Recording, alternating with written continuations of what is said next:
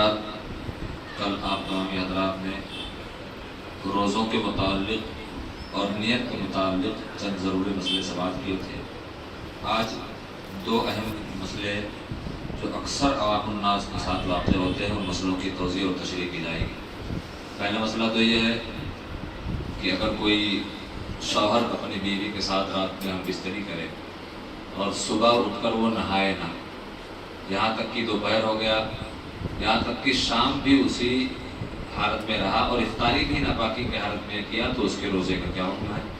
दूसरा, अगर कोई सोता दिन में रोज़े की हालत में है, दिन में सोया और उसे नाइट फॉल या एहतलाम जिसे कहते हो गया है, तो बहुत सारे लोग रोज़ा तोड़ देते हैं कि हमारा रोज़ा टूट गया, तो उनके रोज़ों को क्या हुक्म है। ये दो बातें इंशाअल्लाह आपको बताई जाएंगी। तो पहला सवाल यह है कि रमज़ान शरीफ के रात में शौहर ने बीवी से सोहबत की या एहतलाम हुआ, लेकिन गुस्ल नहीं किया और हालत जनाबत में ही उसने सुबह की या दिन निकले बाद गुस्ल किया या सारा दिन जुनूबी ही रहा, उसी हालत में उसने रोज़ा रखा और इफ्तार भी कर लिया, तो ऐसी सूरत में उसके रोज़े में कोई नक्स या खलल नहीं आएगा। दिन भर अगरचे वो नापाक रहा तो उस ऐसी सूरत में उसके रोज़े में कोई कमी नहीं आएगी, क्योंकि तहारत ये रोज़ों के लिए शर्त नहीं है, तहारत ये नमाज के लिए शर्त है। हाँ, दिन भर नापाक रहेगा तो उसके रोज़े की नूरानियत में कमी आ जाएगी। और सरकार इमाम अहमद रज़ा खान फादल बरेलवी अलैहि रहमतुल्लाह इरशाद फरमाते हैं कि अगर कोई ऐसा शख्स है कि जो दिन भर जुनबी रहा, रोज़े की हालत में इफ्तार भी उसने कर लिया, तो रोज़े में तो कोई कमी नहीं वाक़ आएगी। हाँ, उसने जो नमाजें छोड़ी हैं तो उसकी वजह से वो गुनाह कबीरा का मुर्तकिब होगा और उन गुनाहों की वजह से उसके रोज़ों की नूरानियत में कमी आएगी, रोज़े में कोई कमी नहीं आएगी। उसी तरह एक और सवाल था कि रमज़ान शरीफ के दिन में रोज़ादार शख्स सोया और एहतलाम हो गया, लाइल्मी की वजह से उसने रोज़ा छोड़ दिया, पता नहीं था कि अब तो नापाक हो गए, रोज़ा टूट गया। बहुत सारे लोग हमारे नौजवान सवाल करने आते हैं, तो ऐसी सूरत में उसके रोज़े के बारे में क्या हुक्म है और क्या सिर्फ उस रोज़े की क़ज़ा है या क़ज़ा के साथ कफ़ारा भी लाज़िम है। अगर कोई लाइल्मी की वजह से छोड़ दे तो उस रोज़े की क़ज़ा भी है और कफ़ारा भी है, या सिर्फ क़ज़ा है या सिर्फ कफ़ारा है। तो उसके बारे में फरमाया गया है कि उस शख्स पर उस एक रोज़े की क़ज़ा वाजिब है, कफ़ारा वाजिब नहीं है। ऐसा शख्स जिसने नाइल्मी की बुनियाद पर अवरत तो अगर दिन में एहतराम वगैरह नाइट फॉल हो जाए तो उससे रोज़ा नहीं टूटता है, रोज़ा उससे नहीं टूटता है। रोज़ा जब जानबूझकर रोज़े के हालत में कोई ऐसा अमल किया जाए उससे रोज़ा टूटता है। अगर सोते हुए में नाइट फॉल होता है या एहतराम होता है तो उससे रोज़े में कोई कमी वाक़ नहीं होती है।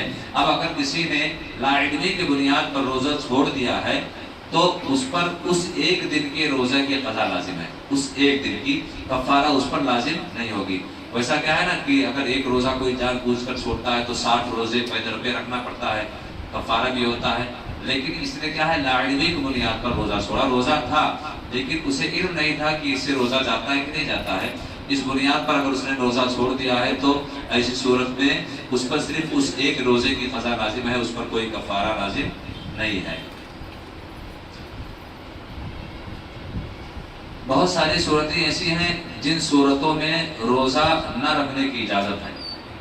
तकरीबन 5 लोग ऐसे हैं जिन पर रोज़ा न रखने की ऊपर छूट दी गई है, लेकिन उन तमाम 5 चीज़ों में गालिब गुमान का होना ज़रूरी है, ज़न्न होना चाहिए, यकीन होना चाहिए कि अगर हम ऐसा करेंगे तो ऐसा हो जाएगा।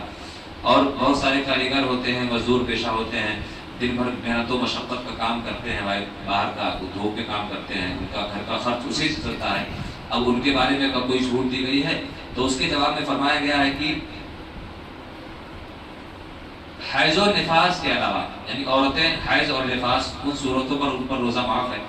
उनके अलावा ख़ास तौर पर 5 सूरतें ऐसी हैं जिनकी वजह से रोज़ा ना रखने की इजाज़त और रुख़्सत है। सिर्फ 5 सूरतें ऐसी हैं जिनकी वजह से रोज़ा ना रखने की इजाज़त और रुख़्सत है। पहला है सफ़र, और वो सफ़र क्या हो, सफ़र शरई हो, तकरीबन 92 किलोमीटर सफ़र करने का इरादा रखता हो, बीच में कहीं रुकता ना हो, वरना सफ़र नहीं रह जाएगा।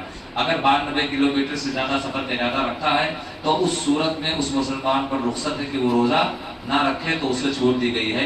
अगर कोई दिक्कत और परेशानी ना हो तो रोज़ा रख सकता है, रोज़ा रख लेगा तो कोई हर्ज नहीं है। लेकिन ऐसी सूरत में मुसाफिर पर रोज़ा ना रखने की रुख़्सत दी गई है।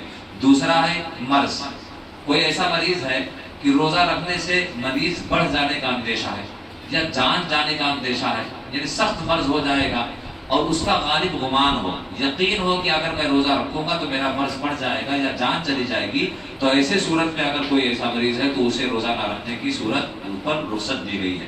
تیسرا ہے حمل، عورت اگر حمل سے ہے اور اگر وہ روزہ رکھتی ہے اور اس کے روزہ رکھنے سے اس کے بچے کی جان پر کوئی اثر آتا ہے، بچے کی جان پر اگر کوئی فرق پڑتا ہے تو یا مشقت یا مشکل پر جانے کا کوئی اندیشہ ہے، تو ایسی صورت میں حاملہ عورت پر بھی روزہ نہ رکھنے کی رخصت دی گئی ہے۔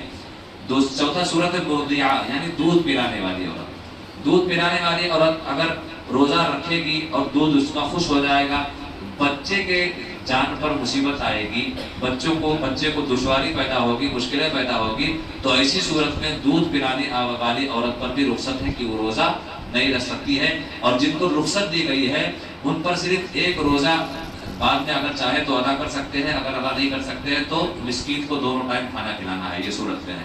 تو عورت اگر وہ دودھ پلانے والی، چاہے اپنی ماہی ہو یا کوئی دائی ہو، اگر اس کا دودھ خشک ہو جاتا ہے روزہ رکھنے سے اور بچے کے اوپر مصیبت آ سکتی ہے تو اس پر کیا ہے، روزہ رکھنے کی رخصت، نہ رکھنے کی رخصت ہے۔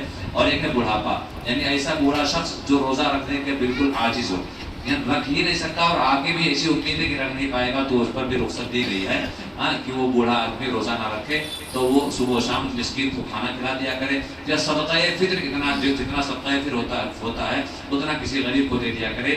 یہی 5 ایسی صورتیں ہیں جن پر روزہ نہ رکھنے کی رخصت دی گئی ہے۔ اس کے علاوہ کوئی مزدوری، چاہے جتنا مشقت کا کام ہو، ایسی صورت میں روزہ چھوڑنے کی بالکل اجازت نہیں ہے۔